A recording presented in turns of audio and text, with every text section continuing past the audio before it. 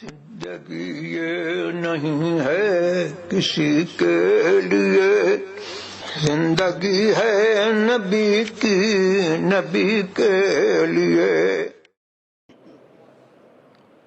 نحمده ونصلي ونسلم على رسوله الكريم، أما بعد،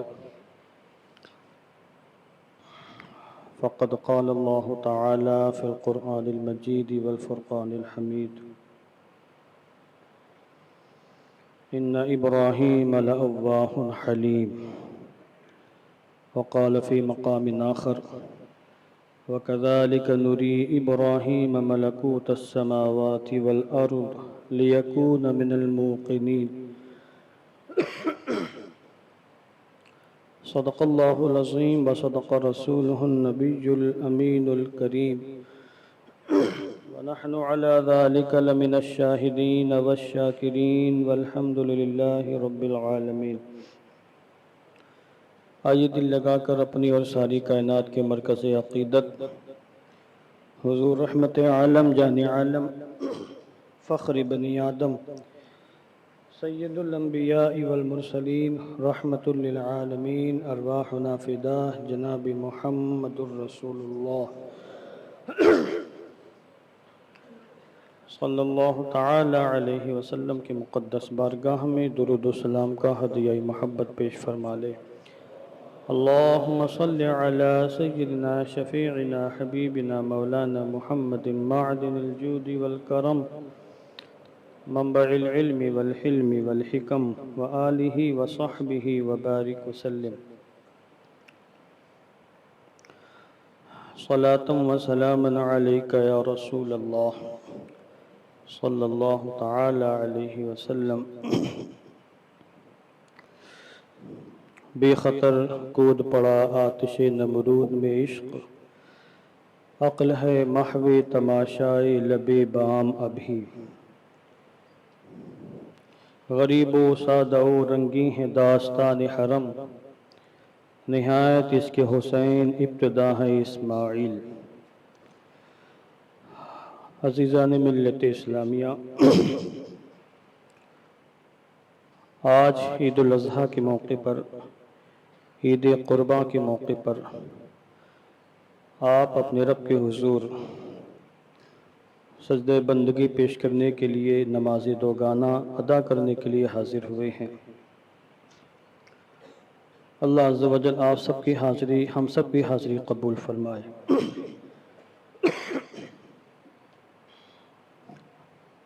اور ہماری اس حاضری کو ہم سب کی نجات کا سامان بنائے۔ ہر سال ماہ ذی الحجہ کی آمد پر، بالخصوص ایام قربانی کی آمد پر، قربانی کے حوالے سے اور حضرت سیدنا ابراہیم خلیل اللہ علیہ السلام، حضرت سیدنا اسماعیل ذبیح اللہ علیہ السلام کی قربانیوں کے حوالے سے، ان کے دور ابتلاء و آزمائش کے حوالے سے باتیں کی جاتی ہیں، اور وہ پورا اسلامی معاملہ، پوری اسلامی تاریخ عوام کے سامنے رکھی جاتی ہے۔ آج میں سیدنا ابراہیم خلیل اللہ علیہ السلام کی زندگی کے وہ حالات آپ حضرات کی روبرو رکھنا چاہتا ہوں، عام طور سے جن سے لوگ واقف نہیں ہیں۔ یہ بات ذہن میں رکھیے گا کہ قرآن کریم میں اللہ تبارک و تعالی نے سب سے زیادہ ذکر جس پیغمبر کا کیا ہے وہ حضرت سیدنا ابراہیم خلیل اللہ علیہ السلام ہیں۔ 13 سے زیادہ صورتیں ہیں جن میں 100 سے زیادہ آیت کریمہ ہیں، جن میں صراحت کے ساتھ نام لے لے کر اللہ تبارک و تعالی نے حضرت ابراہیم کی عظمت کو، ان کی شان کو، ان کے علم و معرفت کو، ان کے دور ابتلاء و آزمائش کو، ان کی قربانیوں کو، ان کے اوصاف و کمالات کو بیان فرمایا ہے۔ سورہ بقرہ ہے، سورہ انعام، سورہ ابراہیم، سورہ حج، سورۃ الانبیاء، سورہ زاریات، سورہ ممتحنہ، سورہ انعام، سورہ شعراء، کتنی سورہ مبارکہ ہیں جن میں اللہ تبارک و تعالی نے حضرت ابراہیم کی عظمت اور شانوں کو بیان فرمایا۔ اگر ہم صرف قرآن مقدس کے حوالے سے ہی یعنی احادیث کریمہ کو چھوڑ کر صرف قرآن مقدس کی آیات کریمہ بیان کریں جن میں حضرت ابراہیم کا اور پھر ان کے ساتھ ان کے بیٹے حضرت اسماعیل کا اور ان کے دوسرے بیٹے حضرت اسحاق علیہم السلام کا تذکرہ آیا ہے، صرف ان آیات کریمہ کی تفسیر بیان کوئی شخص کرنا شروع کر دے تو پھر ہفتوں درکار ہوں گے اور ان مقدس ہستیوں کی سیرت پاک مکمل بیان نہیں ہو سکے گی۔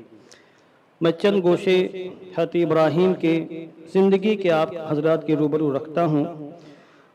یہ تو آپ سب جانتے ہیں کہ آپ کا نام ابراہیم ہے، قرآن مقدس میں آپ کو ابراہیم کے نام سے ہی یاد کیا گیا ہے، باقی دیگر آسمانی کتابوں میں ابرام ہے، ابراہیم ہے، ابراہیم ہے، براہیم ہے، براہیم ہے، براہیمہ ہے، کئی نام آپ کے لیے ہیں۔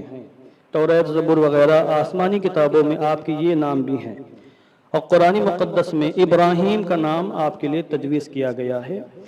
یہ لفظ جو ابراہیم ہے یہ اصل میں دو لفظ سے مرکب ہو کر بنا ہے۔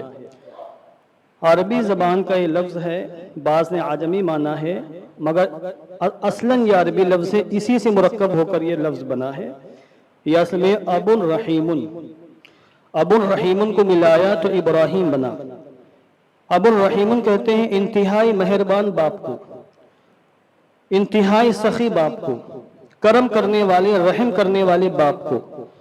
چونکہ حضرت ابراہیم خلیل اللہ علیہ السلام اللہ کی مخلوق پر، اللہ کے بندوں پر انتہائی مہربان تھے، جود و سخاوت کا دریا بہاتے رہتے تھے، اسی مناسبت سے آپ کو ابراہیم کے نام سے موسوم کیا گیا ہے، اور آپ کا لقب ہے خلیل اللہ۔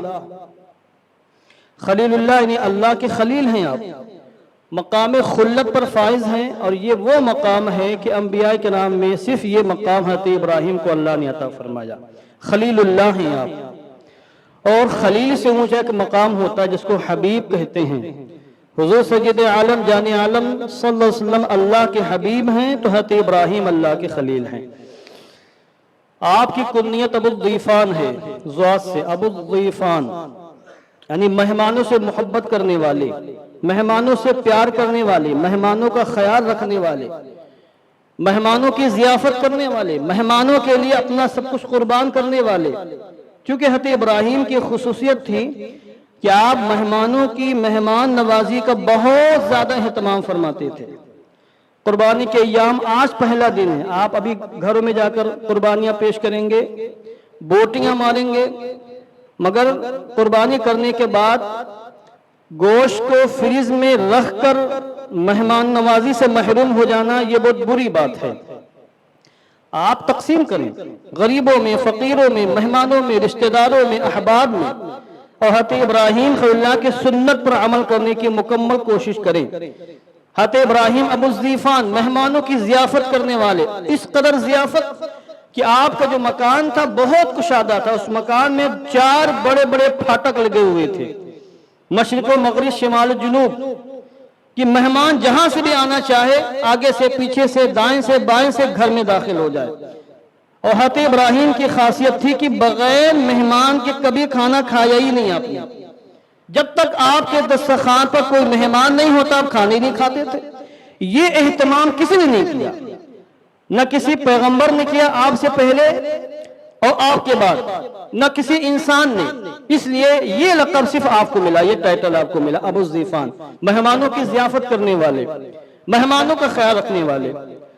اور آپ کے والد حضرت تارخ ہیں۔ کچھ لوگ غلط فہمی پیدا کرتے ہیں قرآن مقدس کی ایک آیت کریمہ کو لے کر کہ ابراہیم کا باپ آزر ہے جو بت پرست تھا، مشرک تھا، بتوں کو بنا بنا کر بیچا کرتا تھا، بتوں کی عبادت کرتا تھا۔ قرآن مقدس میں 7ویں پارے میں جس آزر کا ذکر ہے وہ حضرت ابراہیم کا باپ نہیں تھا، وہ ابراہیم کا چچا تھا۔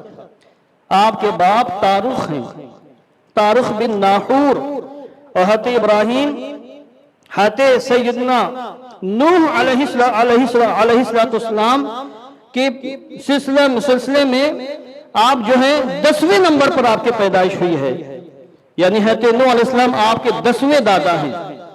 حضرت نوح علیہ السلام کے شجرے میں آپ 10ویں نمبر پر آپ کی پیدائش ہوئی۔ آپ کے باپ طارق بن ناہور ہیں جو موحد تھے، مومن تھے، اللہ پر ایمان رکھنے والے تھے، بت پرست نہ تھے، چونکہ روایتوں سے ثابت ہے، روایت صحیحہ سے، کہ آقا کریم علیہ الصلوۃ والتسلیم نے فرمایا کہ میرا نور ہمیشہ پاکیزہ صلبوں سے پاکیزہ رحموں میں منتقل ہوتا رہا ہے۔ یہ حدیث پاک کئی کتابوں کے اندر موجود ہے، اس لیے مفسرین نے، شارحین نے، محدثین نے، سیرت نگاروں نے ببانگ دہن یہ بات کہی ہے کہ حضور رحمت عالم جان عالم کے سلسلہ نسب میں جتنے بھی مرد ہیں اور جتنے بھی عورتیں ہیں، آپ کے جتنے بھی باپ دادا اور جتنے بھی آپ کی مائیں اور نانیاں دادیاں ہیں، حضرت حوا تک، حضرت آدم تک، یہ سب کے سب مومن تھے۔ ان میں کوئی موحد، ان میں کوئی مشرک نہ ہوا، کوئی کافر نہ ہوا، وہ سب موحد تھے، توحید پرست تھے، اللہ پر ایمان رکھنے والے تھے۔ اس لیے لازم ہے کہ مانا جائے کہ آپ کے والد طارق ہیں نہ کہ آزر۔ پیر و مرشد حضور سرکار تاج الشریعہ رحمت اللہ تعالی علیہ کی ایک بہت مستقل عربی میں کتاب ہے، تحقیق النابا ابراہیم طارق لا آذر، عربی میں کتاب میں نے پڑھی ہے اور جامعہ شفیع مبارکپور سے شائع ہوئی۔ اس میں آپ نے عربی زبان میں کتاب لکھی ہے، تحقیق کے دریا بہا دیے ہیں، اور آپ نے دلیلوں کے ساتھ، حدیثوں کے ساتھ، روایتوں سے ثابت فرمایا ہے کہ حضرت ابراہیم خلیل اللہ کے باپ طارق تھے نہ کہ آذر۔ آذر باپ نہیں۔ تو آپ کی جو کنیت ابو الزیفان، مہمانوں کی ضیافت کرنے والے، ایک حدیث پاک میں آیا ہے کہ ایک مرتبہ حضور ارشاد فرماتے ہیں کہ ایک مرتبہ اللہ نے میرے دوست یعنی حضرت جبریل امین کو ابراہیم خلیل اللہ کے پاس بھیجا، یہ پیغام دے کر۔ کیا پیغام تھا؟ حضرت جبریل امین حضرت ابراہیم کے پاس آئے اور کہا کہ اے ابراہیم، مجھے اللہ نے بھیجا ہے، پیغام لے کر میں آپ کے بارگاہ میں آیا ہوں کہ اللہ نے آپ کو اپنا خلیل بنا لیا ہے، اور آپ کو اپنا خلیل اس لیے نہیں بنایا کہ آپ اس کے بہت بڑے عابد زاہد بندے ہیں، عبادت گزار بندے ہیں، بلکہ آپ کو خلیل بنانے کی فقط وجہ یہ ہے کہ اللہ کے بندوں پر آپ مہربان ہیں، اللہ کے بندوں پر آپ سخی ہیں، آپ اللہ کے بندوں پر سخاوت کرتے ہیں، ان کی پریشانیوں کو، ان کی کلفتوں کو دور فرماتے ہیں، اور جب تک آپ کے پاس کوئی مہمان نہیں آتا آپ کھانا تک تناول نہیں فرماتے ہیں۔ یہی وجہ ہے کہ اللہ نے آپ کو خلیل بنایا۔ اور ایک روایت میں یہاں تک آیا حدیث پاک میں کہ ایک مرتبہ حضرت ابراہیم کو کوئی مہمان نہیں ملا، دسترخوان تیار، کھانا ریڈی ہے، اب کھانا ریڈی ہے، بھوک لگی ہے، کوئی مہمان نہیں ملا، آپ نکل گئے گھر سے باہر کہ کوئی اللہ کا بندہ ملے پکڑ کے لاؤں، اس کے ساتھ کھانا کھاؤں۔ تلاش کرتے کرتے باہر گئے دور تک، اور کوئی آپ کو انسان نہ ملا جس کو لاتے آپ اپنے ساتھ کھانا کھلاتے۔ واپس تشریف لائے تو گھر میں دیکھا کہ ایک انتہائی خوبصورت مرد موجود ہے۔ کہا کہ آپ کون ہو؟ گھر کے اندر کیسے تشریف لائے؟ کس کی اجازت سے؟ کون ہیں آپ؟ کہا میں اللہ کا بھیجا ہوا ہوں، فرشتہ ہوں، اور اللہ نے مجھے اجازت دی کہ میں آپ سے پوچھے بغیر آپ کے گھر میں داخل ہو جاؤں، اللہ کی مرضی سے میں آپ کے مکان میں آیا ہوں۔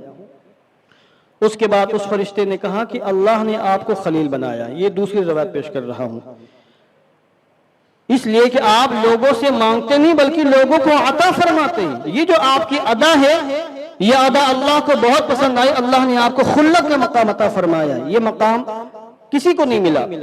حضرت ابراہیم علیہ السلام نے فرمایا اچھا یہ بتائیے میں اللہ کا خلیل ہوں، میرے خلیل ہونے کی نشانی کیا ہے؟ تو اس فرشتے ملک الموت نے، حضرت اسرائیل نے یہ فرمایا کہ آپ کے خلیل ہونے کی نشانی یہ ہے کہ آپ مستجاب الدعوات ہیں، آپ جو بھی دعا مانگیں گے اللہ آپ کی دعا رد نہیں فرمائے گا، اور آپ کی شان آج سے یہ ہے کہ اگر آپ مردوں کو زندہ کرنے کا حکم دیں گے تو مردے بھی آپ کے حکم سے زندہ ہو جائیں گے۔ یہ اللہ نے آپ کو مقام عطا فرمایا۔ اس کے فوراً بعد آپ تشریف لے جا رہے تھے، دریا کے کنارے، سمندر کے کنارے آپ نے دیکھا کہ ایک مردار پڑا ہوا ہے جس کو مچھلیاں کھاتی ہیں، اور جب مچھلیاں پانی اترتا ہے تو درندے آ کے کھاتے ہیں، درندے جاتے ہیں تو پرندے آ کے کھاتے ہیں۔ ایک مردار جسم کو پرندوں نے کھایا، درندوں نے کھایا اور مچھلیوں نے کھایا، تو آپ کے دل میں شوق پیدا ہوا کہ میں اپنی آنکھوں سے نظارہ کروں کہ اللہ قیامت میں جب نفخ سور ہوگا، سور پھونکا جائے گا تو اللہ مردوں کو کیسے زندہ فرمائے گا؟ وہ مردے جن کے جسم سرگر کر مٹی مل چکے ہوں گے، ہڈیاں بھی ختم ہو چکی ہوں گی، ایسے مردوں کو اللہ کیسے زندہ فرمائے گا؟ میں اپنی آنکھوں سے مشاہدہ کروں، یہ بات آپ کے دماغ میں تھی کہ آپ کی بات رد نہیں ہوگی، آپ اللہ کے خلیل ہیں، جو اللہ سے فرمائیں گے اللہ آپ کی بات کو قبول فرمائے گا۔ فوراً آپ نے اللہ کی بارگاہ میں التجا پیش کر دی۔ تیسرے پارے کے اندر آیت کریمہ موجود ہے، تیسرے صفحے میں، وَإِذْ قَالَ إِبْرَاهِيمُ رَبِّ أَرِنِي كَيْفَ تُحْيِي الْمَوْتَى قَالَ أَوَلَمْ تُؤْمِنْ قَالَ بَلَى وَلَكِنْ لِيَطْمَئِنَّ قَلْبِي قَالَ فَخُذْ أَرْبَعَةً مِنَ الطَّيْرِ فَصُرْهُنَّ إِلَيْكَ ثُمَّ اجْعَلْ عَلَى كُلِّ جَبَلٍ مِّنْهُنَّ جُزْءًا ثُمَّ ادْعُهُنَّ يَأْتِينَكَ سَعْيًا وَاعْلَمْ أَنَّ اللَّهَ عَزِيزٌ حَكِيمٌ۔ یہ تیسرے پارے کے آیت کریمہ میں اسی واقعے کو بیان کیا، جس کا پس منظر میں نے آپ کے سامنے ابھی رکھا، اور آیت کریمہ کا خلاصہ اور تفصیل میں واقعے کی شکل میں پیش کرتا ہوں۔ تو جب حضرت ابراہیم نے اللہ کی بارگاہ میں التجا کی کہ اے اللہ میں دیکھنا چاہتا ہوں کہ تو مردوں کو کیسے زندہ فرماتا ہے، میں اس پر اپنے الفاظ میں گویا کہ اللہ نے گویا کہ یہ فرمایا کہ اے ابراہیم تم میری طاقت و قدرت کا نظارہ کرنا چاہتے ہو، پہلے خود اپنی طاقت و قدرت کا نظارہ کر لو کہ تم کو میں نے کتنی طاقت و قوت سے سرفراز فرمایا۔ اس کے بعد اللہ نے یہ فرمایا کہ تم 4 پرندے لو۔ اب روایتوں میں آیا کہ 4 پرندے کیا تھے؟ بعض روایتوں میں مور، مرغ، کوا اور کبوتر، ان 4 پرندوں کا ذکر ہے۔ کہا 4 پرندے لے لو، ان کو اپنے پاس رکھنا، اس کے بعد ان کو میرے نام سے ذبح کرنا، ذبح کرنے کے بعد ان کے سروں کو اپنے پاس محفوظ رکھنا، ان کی بوٹیاں مارنا، پروں کو اکھاڑنے کے بعد ان کا قیمہ بنا کر آپس میں مکس کر دینا۔ 4 پرندوں کا قیمہ آپس میں ملانے کے بعد ان کے 4 حصے کرنا، اور پھر ان کو 4 دور دور کے پہاڑوں پر رکھنا، اس کے بعد ان کو میرا نام لے کر پکارنا، اور پرندے تمہارے پاس دوڑتے ہوئے چلے آئیں گے۔ یہ تمہاری طاقت و قدرت کی شان۔ حضرت ابراہیم نے ایسا ہی کیا، 4 پرندوں کو لیا، ان کے سروں کو اپنے پاس رکھا، ان کے بوٹیاں ماری، بوٹیاں مارنے کے بعد قیمہ تیار کیا، اس قیمے کو آپس میں مکس کیا، ملایا، اس کے بعد آپ نے 4 پہاڑوں پر رکھا۔ 4 پہاڑوں پر رکھنے کے بعد آپ نے ان کو پکارا کہ اے پرندوں اللہ کے حکم سے تم دوڑ کر میرے پاس آ جاؤ۔ آپ کی زبان اقدس سے جملے نکلے، فوراً وہ قیمہ آسمانوں میں بلند ہوا، ان کے قیمے کے گوشت کو قیمہ الگ الگ ہوا، بوٹیاں تیار ہوئی، اور دیکھتے ہی دیکھتے فوراً ان کے جسم تیار ہو گئے، اور وہ جسم دوڑتے ہوئے حضرت ابراہیم کے پاس آئے اور اپنے سروں کو لے کر فضائے آسمانی میں بلند ہو گئے۔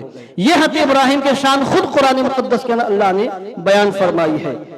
تو اللہ نے دکھایا کہ جب تمہاری زبان سے نکلے ہوئے جملوں کی طاقت و قوت کا عالم یہ ہے کہ تم میرے پیغمبر ہو، میرے بندے ہو، میرے خلیل ہو، تو میں تو تمہارا خالق و مالک ہوں۔ جب میں کہوں گا مردوں کو کہ زندہ ہو جاؤ اور میدان محشر میں جمع ہو جاؤ، تو کیوں وہ زندہ نہیں ہوں گے اور کیوں میدان محشر میں جمع نہیں ہوں گے؟ یہ میں نے اپنی الفاظ میں یہ پوری گفتگو آپ کے سامنے رکھی۔ تو یہ حضرت ابراہیم خلیل اللہ کی سیرت پاک کا وہ حصہ جو خود قرآن مقدس کے اندر بیان فرمایا۔ باقی واقعات مشہور و معروف ہیں، آپ بارہا علماء سے سنتے ہیں۔ میں یہاں ایک بات اور رکھنا چاہتا ہوں، جب آپ کی پیدائش کا زمانہ قریب آیا، جو کہ مضامین بکھرے ہیں، تو جو باتیں میرے دماغ میں آ رہی میں ان کو آپ کے سامنے رکھ رہا ہوں۔ نمرود بن کنعان یہ عراق کا بادشاہ تھا۔ اس وقت عراق میں انسانی آبادی تھی، مصر میں تھوڑی سی انسانی آبادی تھی، فلسطین میں تھوڑی سی آبادی تھی، باقی دنیا میں آبادی نہیں تھی، کم انسانوں کی آبادی بہت کم تھی۔ تو ہزاروں سال پہلے کی بات میں کر رہا ہوں۔ نمرود بن کنعان جو خود کو پوری دنیا کا بادشاہ سمجھتا تھا، اس نے خواب دیکھا کہ ایک ستارہ نکلا ہے، اس ستارے کی روشنی اتنی زبردست ہے کہ چاند سورج کی روشنی اس ستارے کی روشنی کے سامنے پھیکی پڑ گئی، اور اس کی روشنی بالکل غالب آ گئی، اور گھبرا کر اٹھا اور اس نے اپنے درباری نجومیوں کو بلایا اور کہا کہ میں نے ایسا ایسا خواب دیکھا، بتاؤ کیا ہونے والے، اس خواب کی تعبیر کیا ہے؟ پہلے جو بادشاہ ہوتے تھے وہ نجومی کو رکھتے تھے اپنے پاس، وہ لوگ بتاتے تھے۔ انہوں نے کہا کہ بادشاہ سلامت، اگر ہماری گردن محفوظ رہے تو میں عرض کروں؟ کہا بتاؤ۔ انہوں نے کہا کہ اصل میں جو خواب آپ نے دیکھا اس کی تعبیر یہ ہے کہ اسی عراق میں ایک بچہ پیدا ہونے والا ہے، جو بچہ تمہاری حکومت کے زوال کا سبب بنے گا، اور تمہارے ماننے والے، تمہیں خدا سمجھنے والے اس بچے کی وجہ سے ہلاک و برباد ہوں گے، اس بچے کا غلغلہ ہوگا، اس کی شہرت ہوگی، اس کی شانیں ہوں گی۔ اور اس کی شانوں کے سامنے تمہاری شان پھیکی پڑ جائے گی۔ نمرود بن کنعان نے حکم دے دیا کہ جتنے بچے پیدا ہو رہے ہیں اس سال ان سب کو مار دیا جائے، کوئی ایک بچہ بھی سلامت نہ رہے۔ اور پھر اس نے باقاعدہ ایک محکمہ قائم کیا کہ نگرانی کی جائے، کوئی شوہر اپنی بیوی کے پاس نہ جانے پائے، کوئی بیوی شوہر سے ملاقات نہ کرنے پائے، تاکہ نہ ملاقات ہو، نہ حمل ٹھہرے، نہ کسی بچے کی پیدائش ہو۔ تو کہ اس کے نجومیوں نے یہ کہا تھا کہ اسی سال بچہ پیدا ہونے والا ہے، مگر تقدیر الہی کو کون ٹال سکتا تھا؟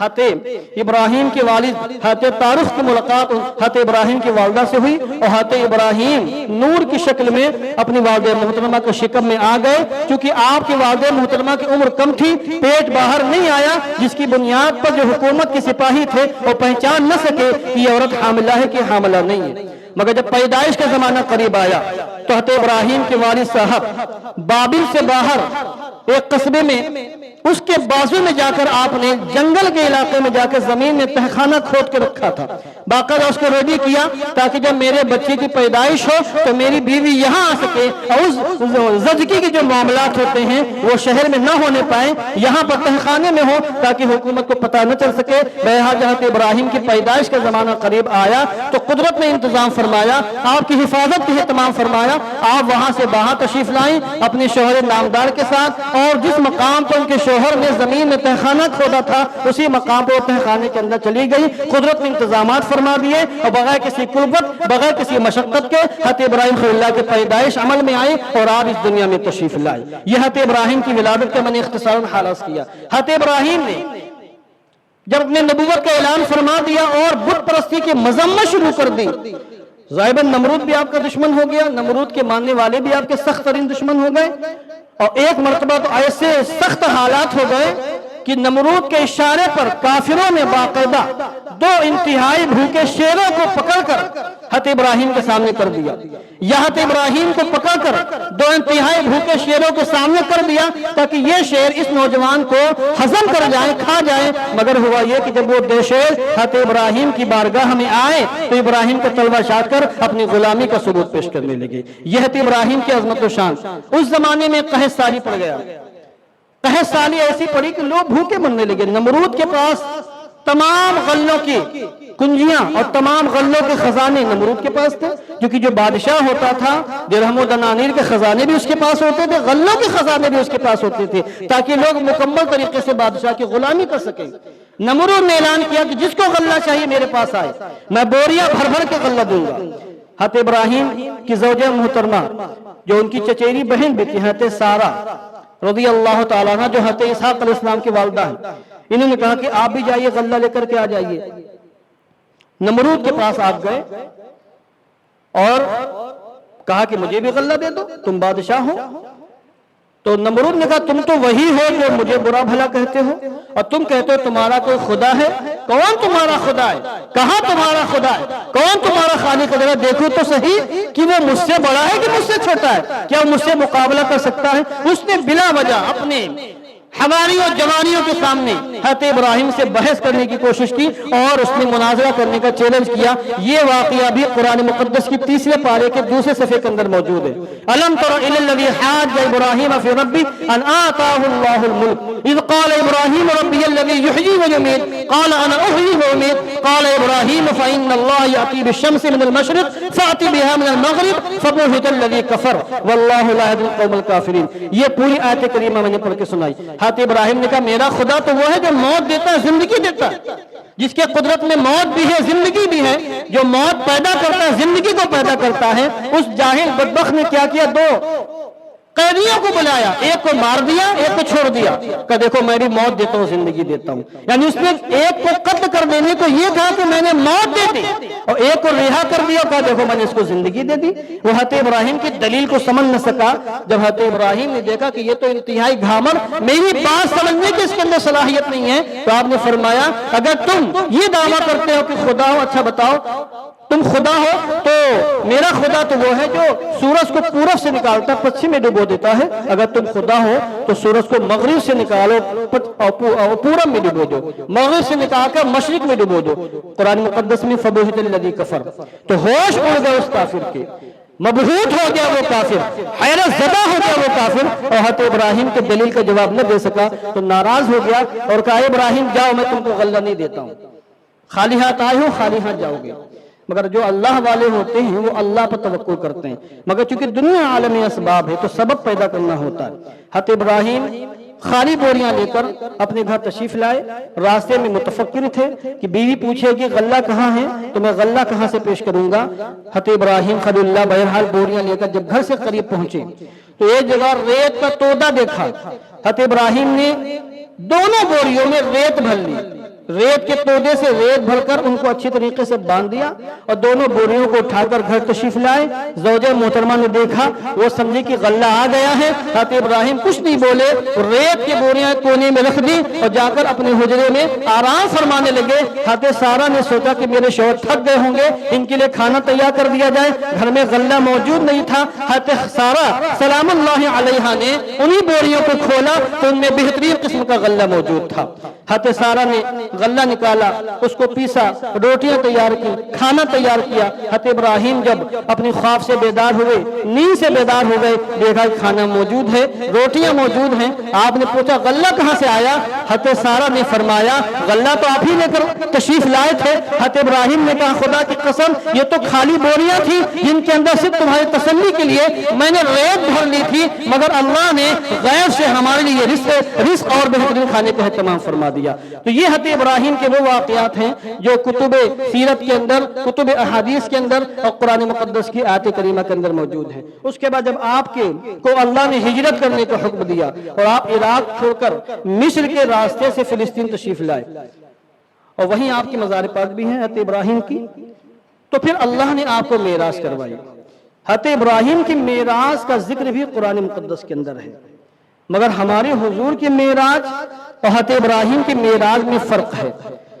قرآن مقدس کی آیت کریمہ ہے وَكَذَلِكَ نُرِي إِبْرَاهِيمَ مَلَكُوتَ السَّمَاوَاتِ وَالْأَرْضِ، اسی طرح ہم ابراہیم کو دکھاتے ہیں تمام آسمانوں اور زمین کی سلطنت اور حکومت کو۔ اس کے بارے میں مفسرین کرام فرماتے ہیں مراد یہ ہے کہ اللہ نے حضرت ابراہیم کو آسمان و زمین کی نشانیاں دکھائیں، آسمان و زمین کی ساری مخلوق اٹھا کر حضرت ابراہیم کی نظروں کے سامنے کر دی۔ یہ حضرت ابراہیم کی معراج تھی اور اس کا طریقہ یہ ہوا کہ اللہ نے فرمایا کہ اے ابراہیم تم فلاں چٹان پر چڑھ جاؤ۔ حضرت ابراہیم فلسطین پر آج جہاں بیت المقدس ہے اسی کے بازو میں ایک بہت بڑی چٹان تھی، حضرت ابراہیم اس پر کھڑے ہو گئے اور پھر اللہ نے آسمانوں سے پردے ہٹائے۔ جب آسمانوں کے پردے ہٹے تو حضرت ابراہیم خلیل اللہ کی نظروں کے سامنے سارے آسمان بھی تھے، سارے فرشتے بھی تھے، عرش و کرسی لوح و قلم، کوئی بھی شے آسمانوں کے ایسی نہ تھی جسے اللہ نے حضرت ابراہیم کے سامنے نہ کیا ہو اور اس مقام پر جس کا مشاہدہ حضرت ابراہیم خلیل اللہ نے نہ کر لیا ہو۔ اس کے بعد حضرت ابراہیم کو اللہ نے فرمایا اب زمین کو دیکھو۔ حضرت ابراہیم نے زمین کو دیکھا تو اللہ نے زمین سے پردے ہٹا دیے اور زمین کے اندر جو کچھ بھی موجود ہے وہ سب حضرت ابراہیم نے اپنی نگاہوں سے ملاحظہ فرما لیا۔ یہ حضرت ابراہیم کی معراج کہ اللہ نے آسمانوں کے پردے، زمین کے پردے ہٹا دیے اور حضرت ابراہیم نے آسمانوں اور زمینوں کے اندر جتنی بھی مخلوق ہے ان تمام مخلوق کا اپنی نظروں سے مشاہدہ فرا کر لیا اور آسمان اور زمین کی جتنی بھی نشانیاں تھیں وہ ساری نشانیاں ابراہیم خلیل اللہ کی نظروں کے سامنے آ گئی۔ آپ غور فرمائیں جب حضرت ابراہیم کی معراج میں اللہ رب العزت نے آپ کو علم و معرفت کی یہ دریا عطا فرمائے اور علم و معرفت کا آپ کا یہ مقام ہوا کہ آپ نے سب کچھ دیکھ لیا، کوئی بھی چیز آپ کی نظروں سے پوشیدہ نہ رہی، تو شب معراج مصطفیٰ میں اللہ رب العزت نے جب اپنے حبیب کو معراج کروائی ہے اور آپ کی نظروں سے پردے ہٹا دیے ہیں اور جامع ترمذی کے اندر روایت موجود ہے فَتَجَلَّى لِكُلِّ شَيْءٍ، جب اللہ نے شب معراج میرے سینے پر یا میرے شانے پر دست قدرت رکھا ہے تو اس کی ٹھنڈک میں نے محسوس کی ہے اور کائنات کا ذرہ ذرہ میری نگاہوں کے سامنے روشن و تابناک ہو گیا ہے۔ تو حضور کے علم اور حضور کی معرفت کا عالم کیا ہوگا جب حضرت ابراہیم جو حضور کے صدقے میں نبی بنے ہیں اور حضور کے صدقے میں خلیل اللہ بنے ہیں ان کے علم کا عالم یہ ہے تو حضور رحمت عالم جانی عالم کے علم کا عالم کیا ہوگا۔ وقت ختم ہو گیا، باتیں بہت سی ہیں، میں نے کئی باتیں چند باتیں رکھی ہیں، میں انشاءاللہ کل جمعے کا بیان ہوگا اس میں بھی کچھ باتیں رکھنے کی کوشش کروں گا۔ اب آپ پہلے کھڑے ہو کر سب بندی فرما لیں اور پھر مختصراً آپ نماز کا طریقہ سماعت فرما لیں گے، اس کے بعد فوراً نماز شروع ہوگی۔ سب بندی فرما لیں، بالکل کندھے سے کندھا ملا کے، بس تھوڑی دیر آپ کو زحمت ہوگی